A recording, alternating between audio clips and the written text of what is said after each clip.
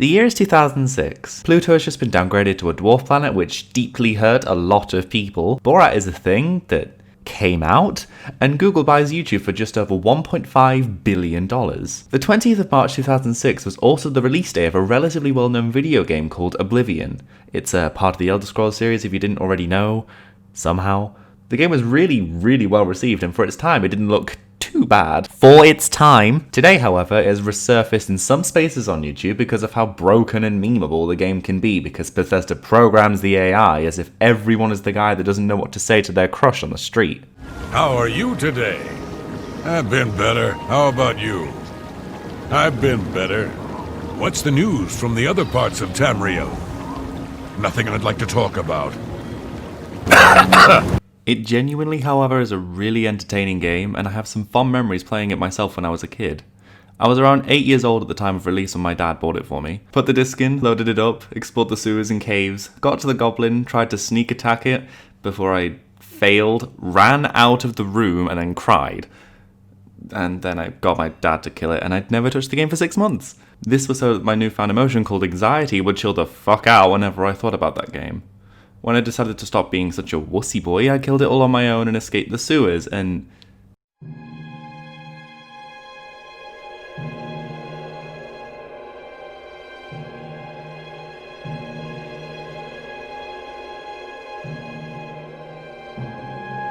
The landscape blooms in front of me with this picturesque quality as if looking into an oil painting. No, really, compare these two side by side, it does genuinely look like an oil painting. But what's more about this wondrous rush of colour is after such a dark, grim sewer was this music I heard afterwards. I didn't really take much notice of it on its own, but it subconsciously implied to me that I had reached safety. Well, I mean, aside from the fact that it was bright, warm and expansive, but this isn't about that. I run off to explore the rolling hills and the ruins of Cyrodiil, and as those who played the game back in its infancy can attest, it began a set of adventures I still remember keenly today.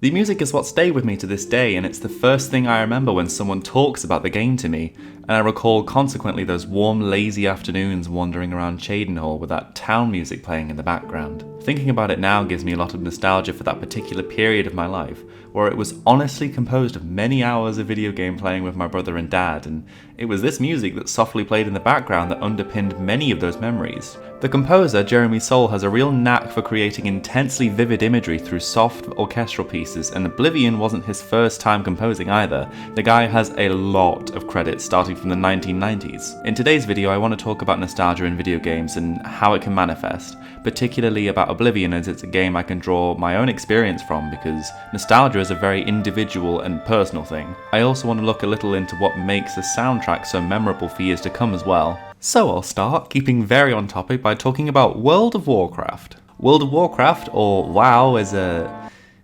You have Google. Please, use Google if you do not know what World of fucking Warcraft is. World of Warcraft is a massively multiplayer online role-playing game, and that's all you really need to know here. I played it when I was 7, still kinda do play it on and off. I mean, because I'm fully an adult now and still play World of Warcraft. How much money have I wasted on that game? Just remember that the game came out in 2004 or early 2005 for the Europeans like me. The music in that game might sound musically familiar if you've been listening to the background music, and that's because Jeremy Soule also worked on WoW. What a talented guy. These soft orchestral pieces are featured as you wander around as your shitty level 5 dwarf, wondering where the hell the next set of quests are, or if you're me, not really understanding what a quest is yet, because you are 7 years old. The music from the game, if you search it up, usually has comments about how WoW was in its infancy and that everything was good and easier because that's how the game was back in the day, right? Because it would feel like you just conquered a rather impressive feat, right? Yeah, well, here's where I get a slight bit controversial. The game was still a bit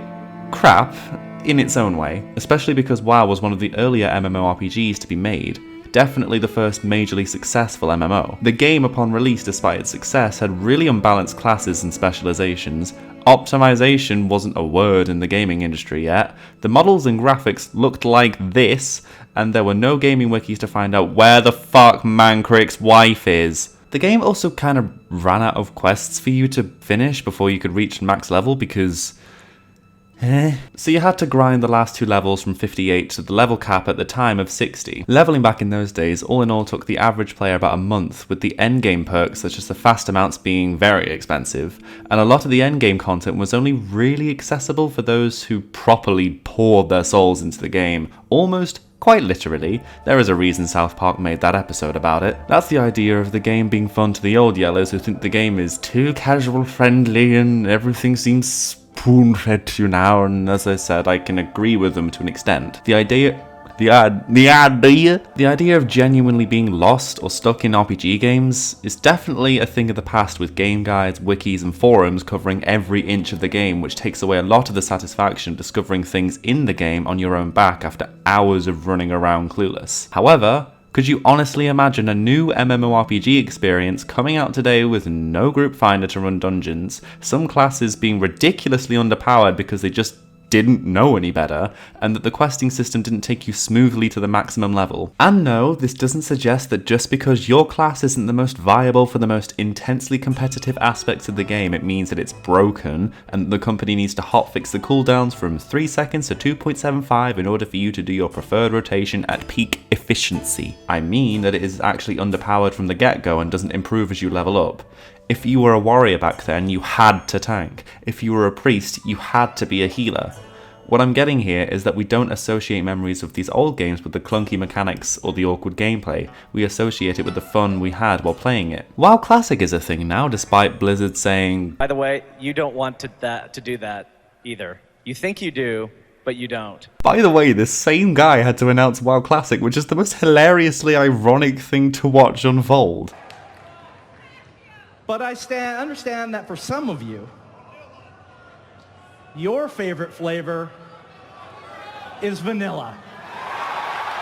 Classic proved to be hugely popular, being the most played game on Twitch for a hot minute, so there was something about it that was good. But the problem started to rise when players began to defeat the final bosses within weeks of starting the game again, despite it being in its awkward old self. So to bring this back on topic, nostalgia as a feeling generally elevates positive mood, boosts self-esteem and strengthens social connectedness, as well as the idea of having more meaning to your life, which is quite a scary topic to think about in and of itself. But when someone comes along who has never played WoW in its heyday and beats the game in the first week of release, that sense of meaning your memories have about classic WoW being hard and socially dependent on you screaming, "Looking for tank!" 50 times an hour is compromised. So you don't feel a little bit sad or even hurt that the game isn't like you remember it to be. You aren't 15 years younger today, you're smarter at figuring out game mechanics, broken or otherwise, and many of those nostalgic memories you had with friends in the game, for the most part I imagine, have moved on to other things in life. WoW has provided its audience the rare chance to meet with its past in today's world, and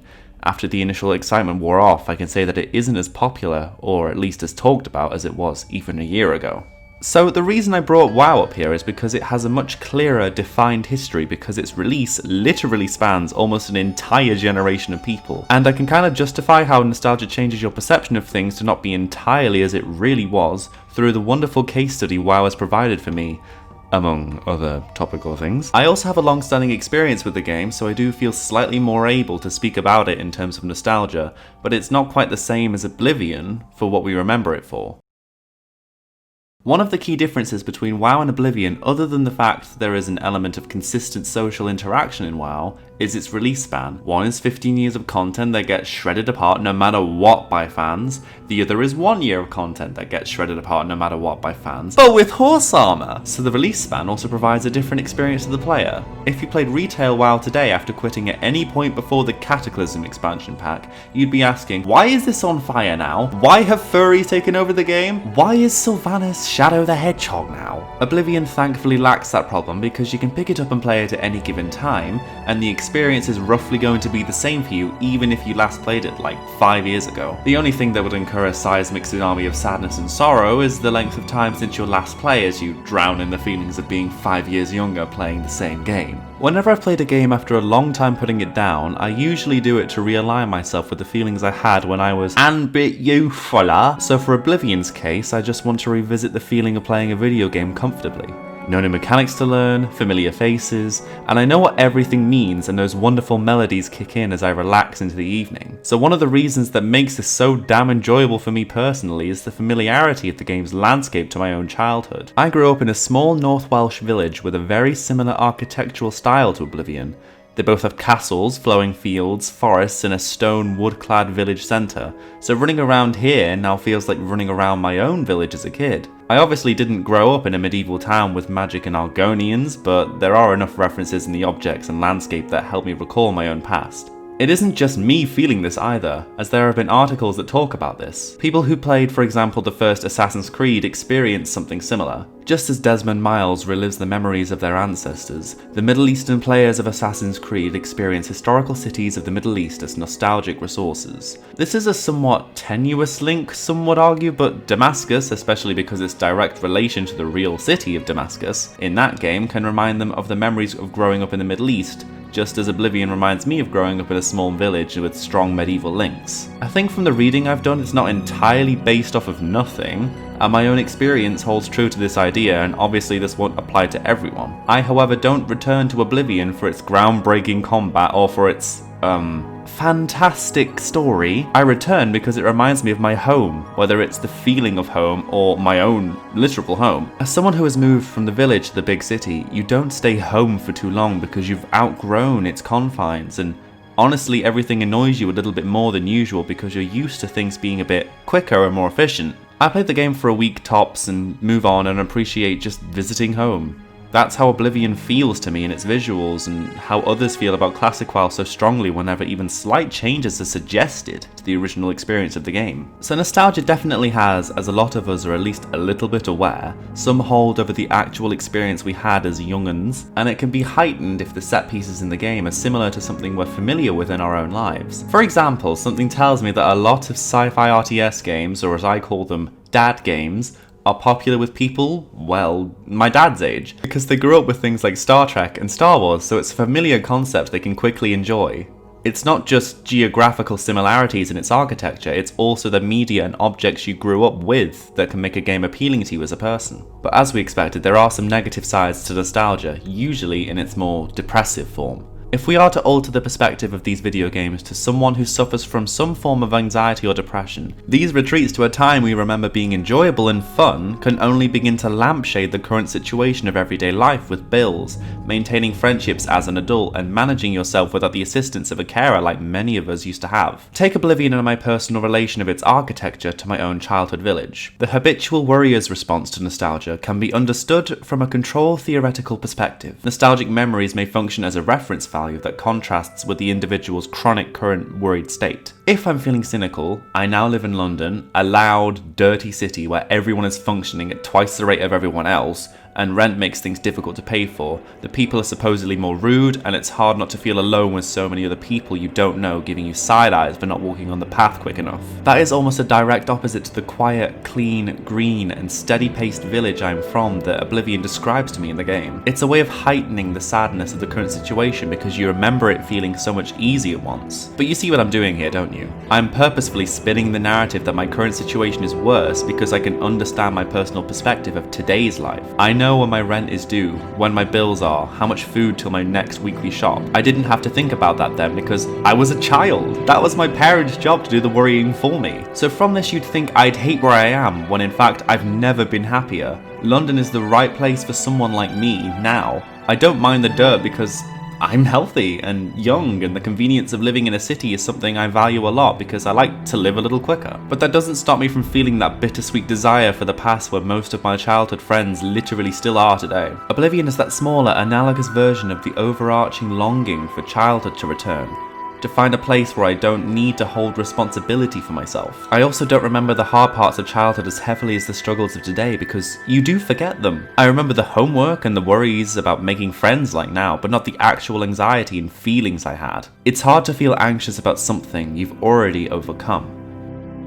Finally, we get to the soundtrack of the game, and let's get a little less deep as that last segment was a bit heavy. There may be two types of nostalgia. The first one being that life used to be better in the past, which is what is known as restorative nostalgia, where you start texting your ex at 1 AM and tell them that you think everything will be fine if we just try it again, please give me a chance. And the other is a nostalgia that is reflective and quiet, but with a sense of acceptance, which is called reflective nostalgia, where you kind of think about the nice times you had with your ex and leave them at that without a restraining order on you. Now we have an understanding of how nostalgia can form, let's look into how a soundtrack can become nostalgic. There's definitely no hard and fast rule to create a perfect song to replicate something so deeply personal though. Music, generally speaking, is the thing that easiest communicates the feelings of nostalgia and triggers a lot of memories and events at that time, as you can listen to music anywhere. And as we mentioned before with the idea of social connectedness, music is something almost always present in large gatherings, clubs and pubs. Yes, there are certain musical stings that are iconic too, such as finding an item in The Legend of Zelda, but they aren't really to be considered nostalgic because they're used in modern contexts as well, usually for a comedic effect. Something else I've noticed, at least with me personally, is that more energetic songs do have memorable value, but they don't instill the same feeling of nostalgia as others do. It's not reflective enough in its tone to fit my arbitrary criteria, so a softer tone is needed as well. I want to regret my life choices to violins and acoustic guitars, damn it! If we're to take Oblivion, then some of the more somber moments come from the town music and the environmental music, provided you're not in combat. Watchman's Ease, one of the tracks in the game's soundtrack, comes to mind, which is the music playing in the background now. When Jeremy Soule was composing for Oblivion, he was involved in a car accident. Soule stated that while composing the music, he did not want to imagine any specific characters or events. Rather, he wanted it to comment on the human condition and the beauty of life. In a 2006 interview, he related that his desire came as a result of a car accident and occurred during his composition of the score. He said, "I ended up rolling in my car several times on an interstate while flying headlong into oncoming traffic. I felt no fear. I simply just acknowledged to myself that I had a good life and I would soon have to say goodbye to it all in a matter of seconds." Soule sustained only minor injuries, but commented that his feeling during the crash, that life is indeed precious, remained with him throughout the rest of the composition. So from this little excerpt, we can see that Soule wanted to capture the beauty of life in the game. So even when you find yourself in the night times of the game, this calm, soft melody of harps and flutes offer a little motif of the landscape as something to be seen as, well, beautiful. After all, the game has its main threat be something aesthetically oppositional in its appearance, with its reds, oranges and browns of the portals to Oblivion compared to the greens, blues and whites of the towns and hills of Cyrodiil. In essence, you're protecting the beauty of the land from corrupting into the quite frankly ugly appearance of the Daedra and the charred terrain from the other world. And if we take into account what I mentioned before about the idea of home, it was to me like defending the idea of home from something. Far Reach? Sure. Was it how I felt? Honestly, I would have loved to research into how music can be nostalgic without stating the obvious, such as using instrumentation iconic to a certain time period. For example, synth from the 80s or something. But there isn't actually a lot about the subject in terms of how nostalgia physically or, well, mentally is created, else this video would feel a tad more analytically sound than just, "I really like it because it sounds pretty." We just feel it. It's a very personal and individual response to different times in our lives, and when it comes to video games, it can manifest itself in many different styles and formats. So, if I were to narrow my idea of a nostalgic soundtrack, soft orchestral pieces, harps, pianos and violins, and quiet but powerful ambience generally are my thing because those were the soundtracks I grew up around. Yeah. So Oblivion is one big home visit for someone like me. From its architecture to its compositional elements to its release span, it all fits into the perfect time for me to get all reflective about my childhood. It has aged rather awkwardly, not quite like cheese, but like a tin of food that's been there for a while. It's probably still good, but it's not going to taste 10 out of 10 as it would when you first got it. But people still find the enjoyment of playing it much like they do when I mention classic WoW. There is something to note about this short essay in that this game's release is the time where I grew up. There is a reason so many indie games are platformers with exciting new aspects, whether it be a charming or interesting aesthetic, a throwback to bit chip tunes, or the remastering of older content a la Sonic Mania. Many people who made these games likely grew up in the time of the first few gens of consoles, so it's only natural to take inspiration from the things they loved as kids. They all indirectly pay homage to their sources by remastering the old methods by creating something new which innovates on the genre, now made easier given the significant advancements in technology over the past 40 years. Oblivion and WoW were some of the earlier mainstream examples of their genre, so I would imagine when Bethesda stops releasing Skyrim 3 times a year, that something which takes the great parts of Oblivion and makes something new with it will surface, and then we'll be all over it just like the dads in their StarCrafts and their Command and Conquers. Hey guys, this is my first ever crack at a video essay, and I tried not to sound like I was too dead inside. Turns out narrating something with an interesting voice is harder than I thought it would be. However, if you enjoyed, like and comment, and most importantly subscribe to see more of these in the future. I'll be doing a lot of videos about games and a couple of the topics here and there, and I have a list of things I have in the pipeline to make, so I hope to see you soon. Tschüss!